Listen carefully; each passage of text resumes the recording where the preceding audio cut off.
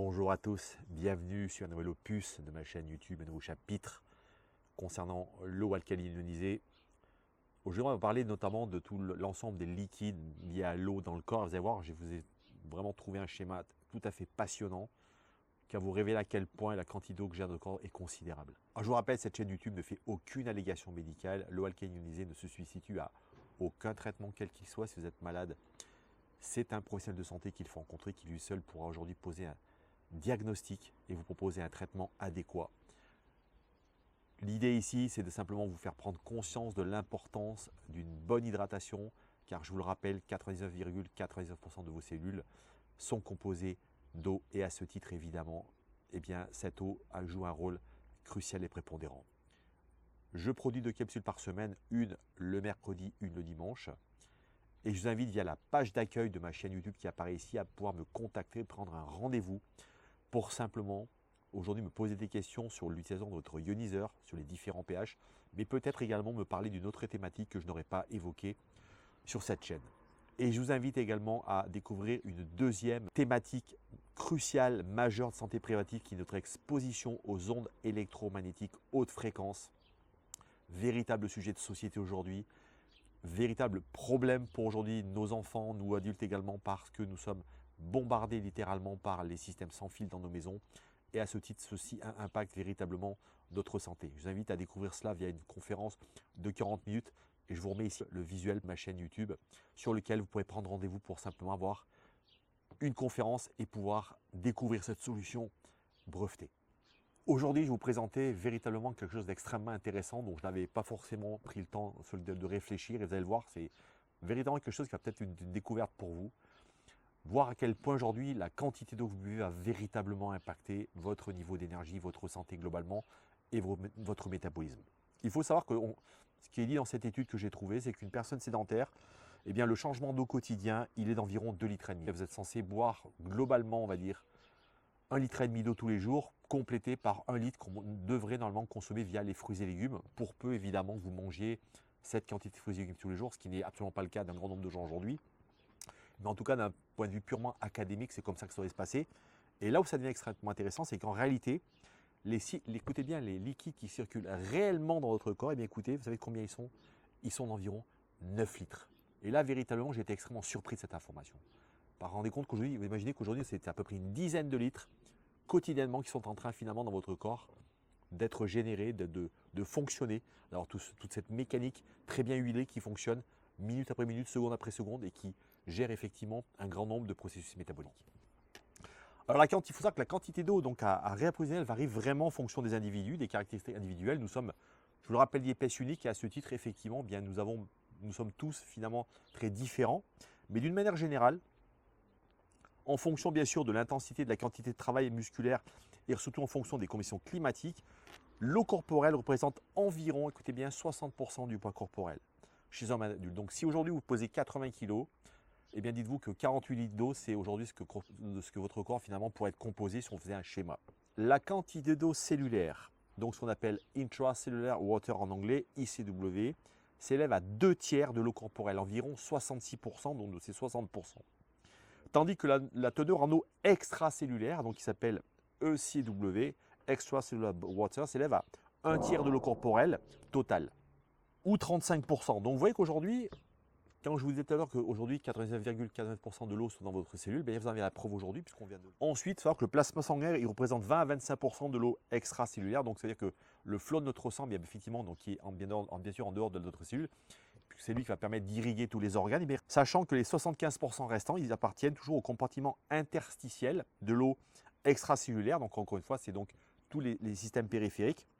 Donc, dans la déshydratation due à une perte de poids rapide, les deux compartiments sont affectés par la perte d'eau. Donc, 1% de déshydratation, ce qui est peu finalement, causé par la transpiration pendant l'exercice, peut augmenter le travail cardiovasculaire, augmenter la fréquence cardiaque et réduire la capacité du corps à se thermoréguler. Donc, effectivement, lorsqu'on a chaud, lorsqu'on a froid, et bien, vous voyez que 1% de déshydratation peut créer justement une défaillance dans ce processus de thermorégulation. Alors je propose qu'on regarde maintenant à l'écran ce diagramme que je vous ai refait aujourd'hui pour bien comprendre, lorsque je parlais de 9 litres tout à l'heure, comment finalement toute cette eau dans le corps, eh bien, elle va être gérée. Alors on le voit sur notamment on va s'intéresser à la partie de droite. on le voit, il y a deux choses importantes à comprendre. Le petit 1 vous marque apport, boissons et aliments, 2000 ml. Et de l'autre côté, on a les sécrétions digestives. Donc il faut savoir qu'effectivement, on vous le montre ici, dans tout ce qui est sécrétions qui sont liées à notre corps, donc le fait que lorsqu'on va porter de l'eau à notre corps, que va faire notre corps? Il va s'en servir. Et donc, vous voyez, les sécrétions gastriques, elles comptent pour 1500 ml. Donc c'est 1,5 litre d'eau qui correspondent quotidiennement à générer des sécrétions gastriques, donc qui est là effectivement pour créer la digestion évidemment. La bile, les sucres pancréatiques, c'est 1000 ml, donc c'est 1 litre à la fois pour la bile et 1 litre pour les sucres pancréatiques. Ensuite, on le voit, les intestins, les sécrétions intestinales, c'est 2 litres, 2000 ml, c'est considérable. Et les sécrétions des muqueuses du côlon, c'est 200 ml. Alors, ce qu'on voit tout de suite, c'est d'un côté, vous voyez, on a un grand nombre effectivement de nos fonctions corporelles qui fonctionnent avec de l'eau. Rappelez-vous que s'il n'y avait pas d'eau, on ne pourrait sans doute pas manger, simplement pour humidifier le bol alimentaire. Sans eau, on ne peut pas manger. Donc évidemment, on comprend aisément que toute cette partie-là de création de ces sécrétions est cruciale. De l'autre côté, vous le voyez sur le schéma, on vous met donc cet apport en boissons et aliments. Et de l'autre côté, on vous met donc il y a ce qu'on appelle l'eau réabsorbée. Il faut savoir que l'intestin grêle, il réabsorbe, écoutez bien, 7200 ml. Donc c'est-à-dire qu'aujourd'hui, 7 litres d'eau est réabsorbée par l'intestin grêle. Et le côlon à lui seul réabsorbe également 1250 ml. Donc ce qui veut dire qu'aujourd'hui, eh bien, quand on est déshydraté, je vous laisse imaginer l'état effectivement de ces liquides qui se retrouvent finalement réduits. Et lorsqu'on réduit un volume de liquide qui normalement est adéquat, notamment pour un bon métabolisme, il faut fortement, vous êtes en train de réduire l'efficacité de votre machine, de votre corps, de votre métabolisme. Cette fonctionnalité, ces fonctions, eh bien, la quantité d'eau que vous allez absorber tous les jours va véritablement avoir un impact extrêmement important sur votre corps. Donc, pour résumer, c'est marqué sur ce schéma. Vous voyez, on vous dit l'eau totale ingérée et sécrétée est de 9 litres, 9,2 litres exactement. Et écoutez bien, une grande partie de l'absorption de l'eau se fait dans l'intestin grêle, 7,2 litres. Donc, je vous laisse imaginer aujourd'hui, lorsqu'on parle notamment de notre microbiote et de notre santé intestinale, eh bien, on comprend assez facilement la corrélation assez évidente qu'il y a entre le fait de boire correctement. Alors bien sûr, une bonne eau bien évidemment, mais en tout cas que la simple déshydratation, vous voyez, va fragiliser tout ce système extrêmement vertueux qu'on a notamment dans notre intestin, puisque vous voyez qu'il recycle 7 litres d'eau. Être hydraté, c'est vraiment très très important.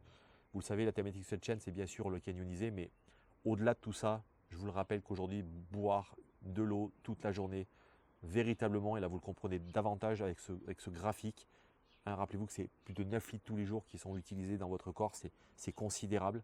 C'est pratiquement 10 litres d'eau, imaginez une petite citerne de 10 litres. Bien, sachez que tous les jours, votre corps est en train d'utiliser tout ça pour faire fonctionner cette superbe machine et justement gérer l'homéostasie, gérer cet équilibre subtil. Et dès l'instant où vous voyez, on est en train de créer des perturbations de la satellite, qu'est-ce qui se passe?